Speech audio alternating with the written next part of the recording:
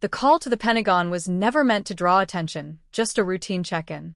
But by day's end, 2 careers were over. A town's name trended for all the wrong reasons, and a lesson about assumptions burned into the national memory. General Jamila Carter had driven the route countless times, winding through the quiet backroads of Georgia, where gas stations were scarce and phone reception was as thin as dawn mist. No black SUVs, no Secret Service, just a rental car, a duffel bag in the back, and a secure line to the Department of Defense. She wore jeans, worn sneakers, and an army ball cap pulled low. Her dark skin caught the sunlight filtering through pines as she passed Lake Harmony, nearing Warner Air Force Base. The meeting she was headed to was classified, non-negotiable, no delays. Outside a weathered gas station with a flickering sign reading Hank's Fuel and Feed, Jamila's satellite phone lost signal. She needed to reconnect, fast. She pulled off near the building's side, away from the main doors, where few locals in grease-stained caps leaned against dusty trucks, sipping sodas in the humid heat. Jamila stepped out, raising the device for a signal. General Jamila Carter. Verifying identity. Begin priority-level briefing, she said, voice crisp and composed.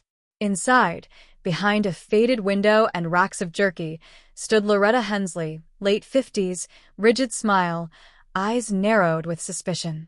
Loretta didn't see a senior military leader safeguarding national security. She saw a black woman in plain clothes on a strange device. Trouble, her instinct screamed. She grabbed the landline and called the Clearwood Police Department. Yeah, she whispered. We've got someone suspicious by the pumps, maybe casing the place, acting nervous.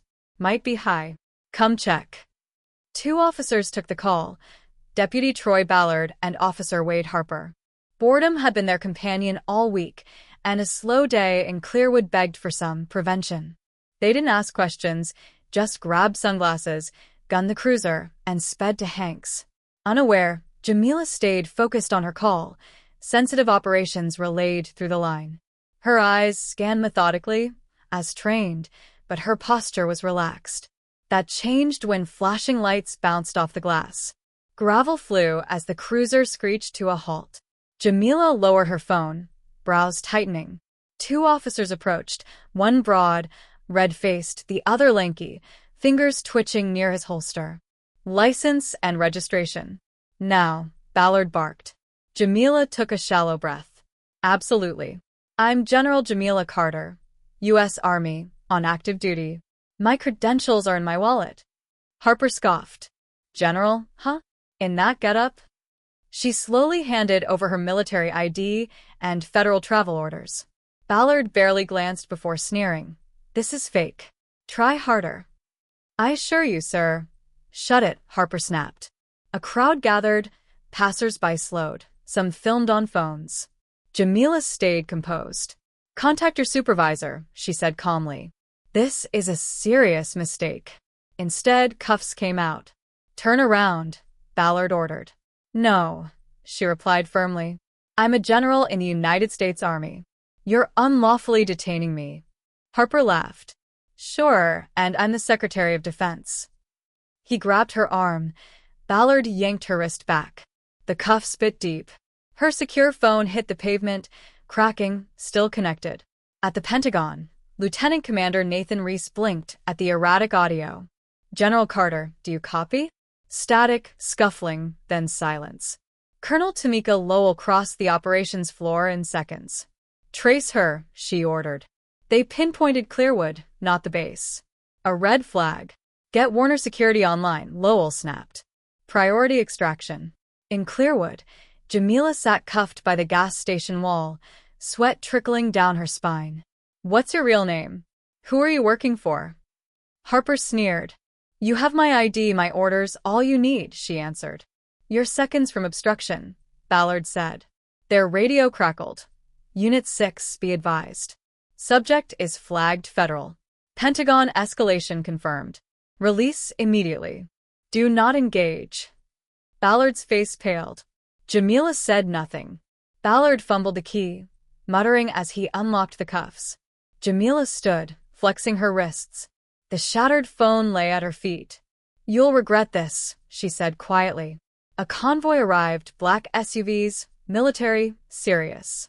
Warner's top security detail exited, weapons holstered, eyes sharp. Leading them was Lieutenant Colonel Marcus Tate. "General Carter, are you injured?" "Only insulted," she replied. He turned to the officers.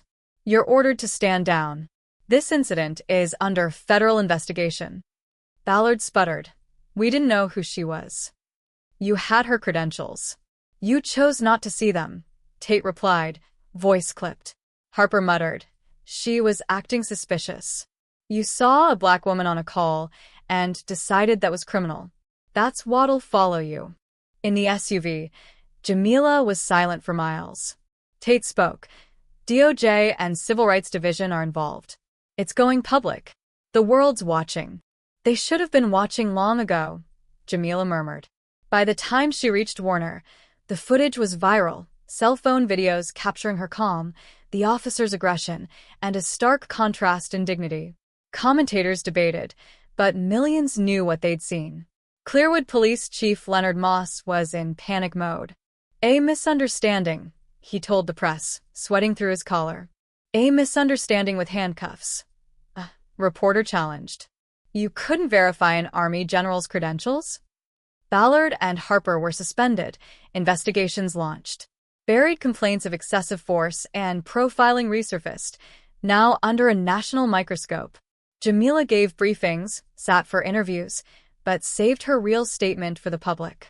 On Saturday, she stood at a podium outside Warner's gates, uniform gleaming, eyes like steel. "I'm General Jamila Carter. I've served this country for nearly 3 decades. Yesterday, none of that mattered." She paused. "I wasn't treated with respect or seen as a citizen. I was seen as a threat because of my appearance, not my actions." Reporters scribbled, but Jamila spoke to those who knew that hurt. "I'm not here for apologies. I'm here because silence isn't acceptable. Dignity isn't negotiable. Prejudice must be confronted, not excused." Veterans, mothers, students gathered behind the cameras, some with signs, others with hope.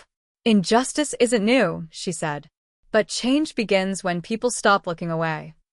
She left the podium unbowed, unwavering. The country didn't transform overnight, but ripples spread in courtrooms, precincts, classrooms where people studied the video and asked hard questions. In Clearwood, a sign appeared on Hank's Fuel and Feed. "We serve all with respect. No exceptions." Jamila Carter refused to be defined by ignorance, reminding the world some truths demand to be spoken aloud.